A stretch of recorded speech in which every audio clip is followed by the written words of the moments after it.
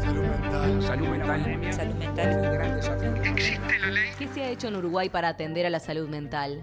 Desde 2017 existe la Ley 19.529, que busca garantizar el derecho a la protección de la salud mental de todos quienes viven en el país. Esta normativa implica un cambio de perspectiva, de comprender la enfermedad como fenómeno individual a entenderla como directamente vinculada al entorno familiar y social. Además, el decreto 305.011 hace obligatoria la atención psicológica en todos los prestadores del Sistema Nacional Integrado de Salud. Hemos visto que la salud mental, más allá que existe la ley, no estaba la misma presupuestada, lo cual hace que no se pueda llevar adelante.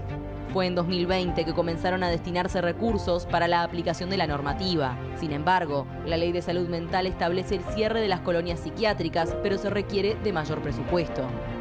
La rendición de cuentas del 2023 dio prioridad a este tema. Se destinaron $20 millones. La proa de este gobierno rumbo a esta rendición de cuentas tiene que estar puesto en salud mental y adicciones, que es el gran desafío que tenemos por delante. ¿Cómo se distribuye ese dinero y en dónde se hace foco? Se van a aumentar tratamientos, se van a profundizar acciones en prevención de suicidio, se va a dar una mayor respuesta a 24 horas a través de mayor cantidad de camas. La mayor cantidad de psicoterapia para pacientes menores de 30 años y para aquellos pacientes que hayan tenido intentos de autoeliminación, y también los antidepresivos de forma gratuita sin copago. ¿Es suficiente el presupuesto destinado? ¿Dónde están las principales carencias del sistema y qué queda por hacer?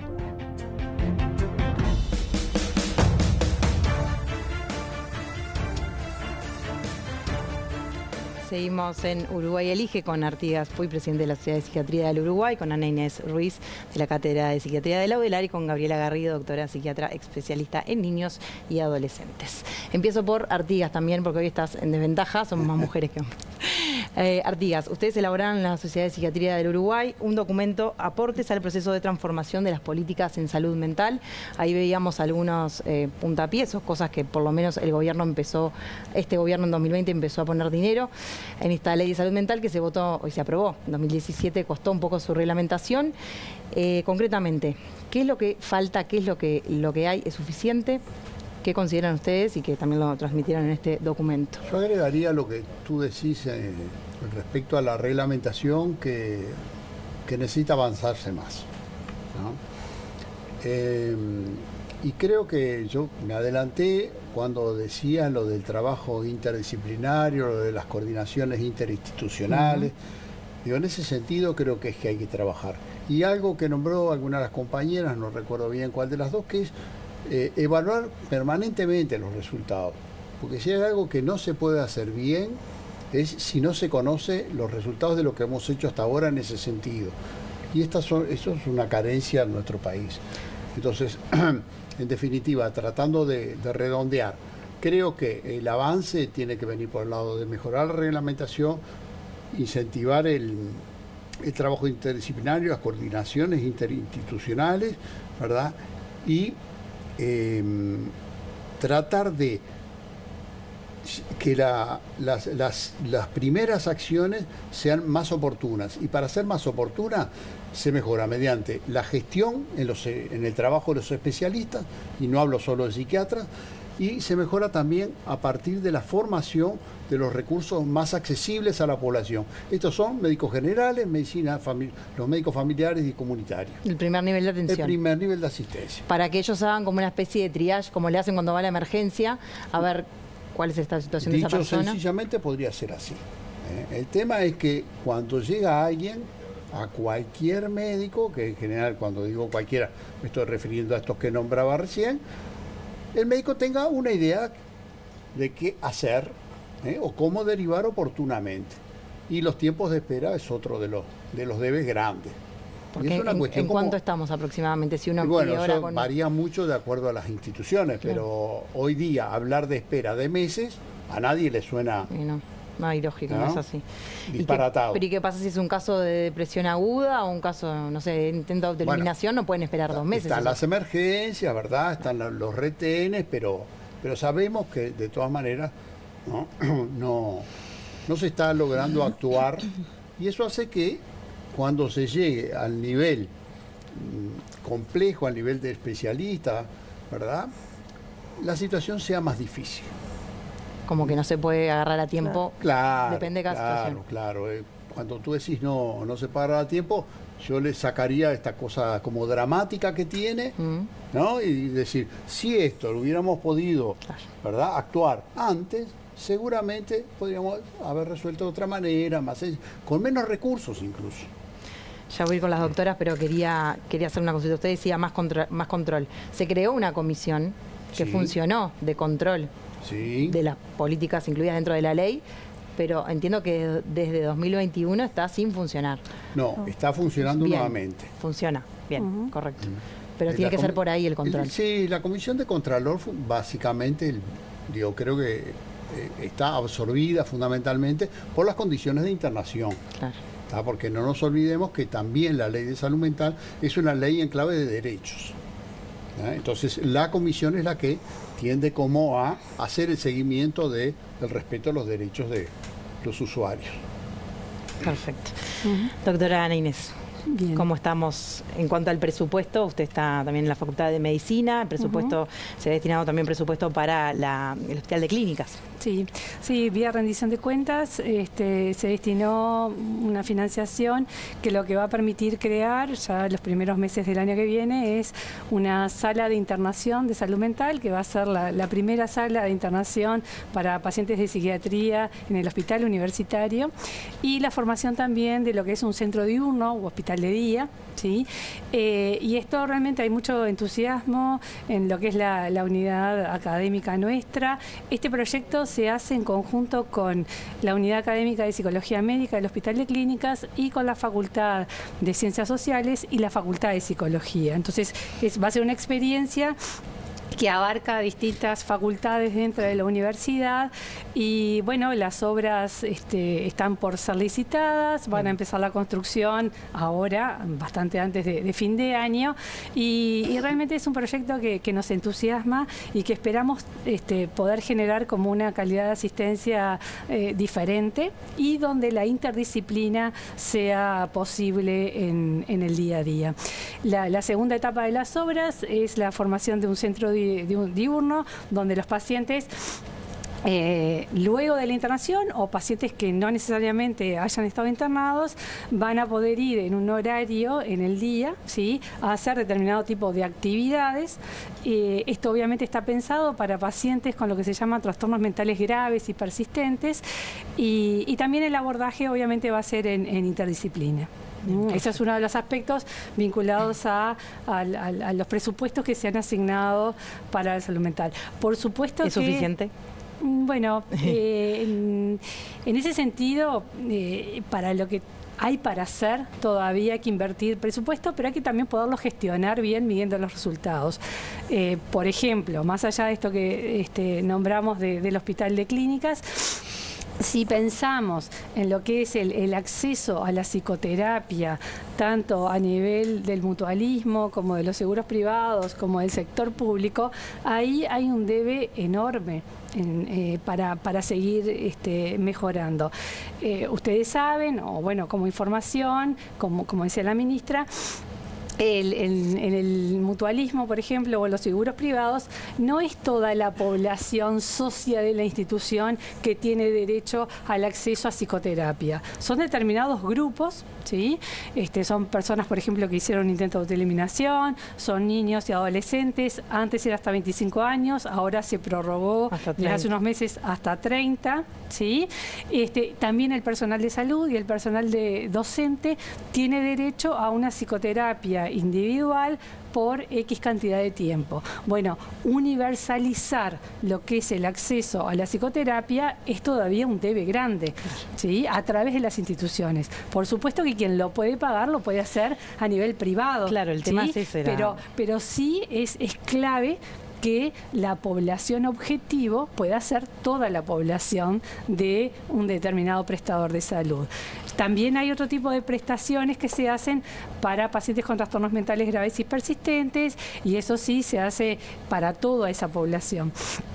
Por otro lado, en cuanto a qué tipo de psicoterapia, también hay un trabajo enorme para hacer allí en relación a cuáles son las psicoterapias que han demostrado mayor eficacia para determinados tipos de trastornos mentales. Bien, es no es que todas las psicoterapias sirven para todos los pacientes. Y ahí también, ¿sí?, desde que el programa de psicoterapias en el 2011 se instauró hasta ahora, debe de ser, en primer lugar, auditado, hay que ver los resultados y también empezar a especificar, bueno, determinado tipo de personas que presentan determinado tipo de diagnósticos se beneficiarían, de acuerdo a la evidencia, con X tipo de psicoterapia, porque si no, quedamos como en algo que no es del todo específico y ahí a veces mal usamos los recursos humanos. Bien. Por otro lado, aun cuando las personas tengan derecho por su prestador a hacer psicoterapia, también sigue teniendo un costo que para algunos resulta inaccesible. Entonces, eso es otro ítem. El copago que se paga. El copago, exactamente. ¿De cuánto es más o menos? ¿De cuánta plata estamos hablando aproximadamente? Yo no lo recuerdo exactamente, pero a veces se iguala a un ticket de especialista cada sesión. Y son 500 pesos está, por lo menos. Aproximadamente, depende un poco de los prestadores, pero sí, estará en ese entorno. Claro. Bien. Gabriela, ¿cuál es el estado de situación en cuanto a los niños? Primero, contar que, como tú decías bien, la ley se vota en el 17, se vota sin presupuesto y el Parlamento le otorga un presupuesto de 50 millones de pesos. De esos 50 millones, la infancia y la adolescencia recibimos 2 millones. Claro. Y a través de ACE se destinaron a la creación del primer hospital de día para niños y adolescentes con trastornos mentales graves, que funciona en el Hospital Pereira Rosell desde el año 2021. Realmente estamos viendo resultados muy interesantes, estamos participando ahora de los procesos de evaluación de calidad en el proyecto. Pero también tengo que decir que desde esos aportes iniciales que vinieron de ese dinero, de un aporte de ACE y de la Facultad de Medicina, que ayudamos en una cantidad de equipamiento, además de los recursos humanos, no hemos avanzado en nuevos recursos humanos. Bien. Entonces, este es un riesgo para todo lo que hagamos, porque todos lo hacemos un poco a medias. Claro. Entonces, tenemos interdisciplina, sí, pero muchas veces sostenida en base a pasantías de la universidad, claro, de formación de educadores sociales, valiosísimo, pero tenemos medio recurso de trabajo social, un psicólogo. Entonces, ahí es que los dispositivos pueden decaer en la calidad de sus ofertas. Un hospital de día para la problemática es totalmente insuficiente y eso va unido a un problema grande que tenemos, que es la distribución geográfica de nuestros recursos humanos. Y esto lo tenemos en todas las disciplinas de la salud, pero en salud mental se hace crítico. Claro. Y creo que ese es un punto crítico que tenemos hoy. En psiquiatría pediátrica, por ejemplo, tenemos un psiquiatra de niños, 35 psiquiatras de niños cada 100.000 menores de 15 años en Montevideo. ¿Tá? No es una cifra baja, no es una cifra baja. Nos podemos comparar con países de altos recursos, pero en Artigas tenemos 0, en Rivera tenemos 0 psiquiatras residiendo. Esos niños. ¿Cómo hacen? Muchas veces se trasladan o va a algún recurso cada 15 días o una vez por mes. Entonces, en 600 kilómetros tenemos esa desigualdad enorme. Entonces, cuando pensamos en esto, y bueno, ejemplo, los dispositivos que dispone la reglamentación de la ley, porque están bien especificados los dispositivos alternativos en la ordenanza 1488, están muy bien especificados con la interdisciplina pertinente, pero la realidad nuestra es que tenemos la imposibilidad de desarrollar esos objetivos si no redistribuimos. Para redistribuir hay que ponderar, hay que invertir y hay que estimular. Entonces, esto creo que es uno de los problemas centrales para cualquier gobierno que quiera realmente entrarle al tema profundamente. En la psiquiatría de adultos sucede algo muy parecido, y es que los recursos, los psiquiatras de adultos también nos concentramos más en el centro sur del país y por supuesto en Montevideo, y también, y esto es de acuerdo a un artículo que publicó la doctora Sandra Romano en la revista de Psiquiatría del Uruguay en el 2022, el índice de psiquiatras por 100.000 habitantes, en este caso mayores de 15 años, en Montevideo es de 23 o 24, cuando en realidad, por ejemplo, la zona norte del país es de 5 a 6 por 100.000 habitantes. En el litoral oeste quizás sea un poco más, pero también hay una desigualdad alta en el acceso a la consulta con psiquiatra, ¿sí? Y eso, como decía Gabriela, el próximo gobierno, evidentemente tiene que apostar a promover la formación de los especialistas, por lo menos en los lugares donde la universidad está descentralizada, y para esto se requiere evidentemente mayor presupuesto, ¿sí?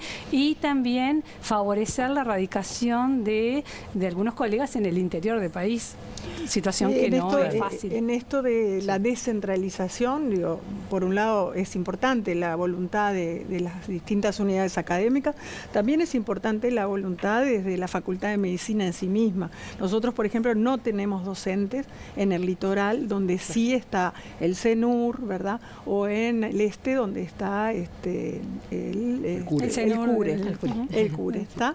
Entonces, claro, formamos bajo control remoto. Entonces también esto implica un compromiso de la universidad en su totalidad. Claro. Por ejemplo, en la Unidad Académica de Psiquiatría de Adultos, hasta hace unos años se formaba un número de posgrados en psiquiatría, y desde hace 3, 4 años aproximadamente ese número creció. Se ha duplicado o incluso más, y eso implica también que se necesiten mayores recursos que formen a colegas, o sea, mayor número de docentes, y también es todo un trabajo, porque si no, como decía Gabriela, se van haciendo las cosas a medias. Yo resaltaría 2 cosas que son positivas, que, como decía Artigas, hay que seguir profundizando. Uno es que la comisión intersectorial que crea la ley de salud mental está funcionando. Bien. Por supuesto hay que mejorar la articulación, los compromisos, ver si alcanzan los compromisos y las voluntades dichas, o si hay que hacer otro nivel de compromiso. Entonces eso me parece que hay que fortalecerlo. Lo otro es que que la Comisión de Contralor, que trabajó, digamos, en toda su etapa de registro y de la recepción de denuncias junto con la institución de derechos humanos, pueda seguir profundizando eso. Para eso también es un área que va a precisar presupuesto, porque no tiene presupuesto propio. De hecho, la comisión es honoraria. La comisión es honoraria, pero no tiene presupuesto, por ejemplo, para hacer los trabajos de control, las auditorías, los controles. Artigas, un próximo gobierno, ¿qué debe enfrentar como prioridad en esta materia entonces? Bueno, creo que ha sido dicho bastante. Sí. Básicamente, un poco tomando lo que decían las compañeras, hay 2 aspectos que yo creo que son bien importantes. Uno, el fortalecer la universidad como formadora de recursos. Y por otro lado, el rol de autoridad sanitaria del Ministerio de Salud Pública. Porque vemos que hay muchos recursos que existen y no son bien gestionados, por lo cual no rinden lo que pudieran rendir. Y bueno, innecesariamente habría que hacer una flexibilización del tema salarial a nivel de la salud pública para compensar alguna de estas deficiencias. Claro. Porque la forma de que radicarse a 600 kilómetros de Montevideo sea atractivo para alguien implica lograr condiciones de trabajo razonables. Lógico. Porque no es lo mismo trabajar en Montevideo que trabajar a 600 kilómetros de Montevideo. Sí. Entonces, bueno, eso de alguna manera habría que compensarlo. Algo que es interesante también me tenemos parece, 20 segundos, perdón, que mencionar, el tiempo. Bien, no, es que todos los que trabajamos en salud mental, psiquiatras, psicólogos, psicopedagogos, psicomotricistas y demás, lo que para nosotros es fundamental es el recurso humano. Nosotros gastamos poco en tecnología, ¿sí? Pero sí el recurso humano, y eso a veces es difícil que los distintos políticos lo puedan entender. Lo Sí, otro que sí, hay que doctora. sostener, digo, Sí. un poco en todos estos temas, es el tiempo médico-paciente. También duda. por lo que dice Ana, y porque en realidad los tratamientos farmacológicos tienen indicaciones muy concretas, muy específicas, pero nunca son de primera línea. Claro. O sea, y sobre todo en la infancia. Así que el trabajo del equipo es el equipo interdisciplinario.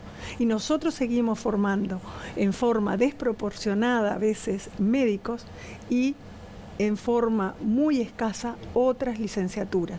Fonoaudiología es una licenciatura clave para los problemas de salud y del desarrollo que nosotros tenemos.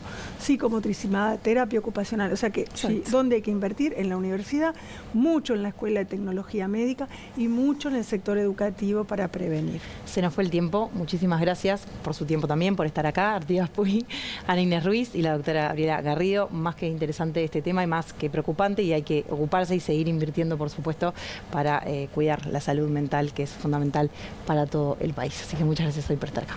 Gracias por la el espacio. invitación. Muchas gracias. Gracias a ustedes. Seguimos en Uruguay Elige después de esta pausa.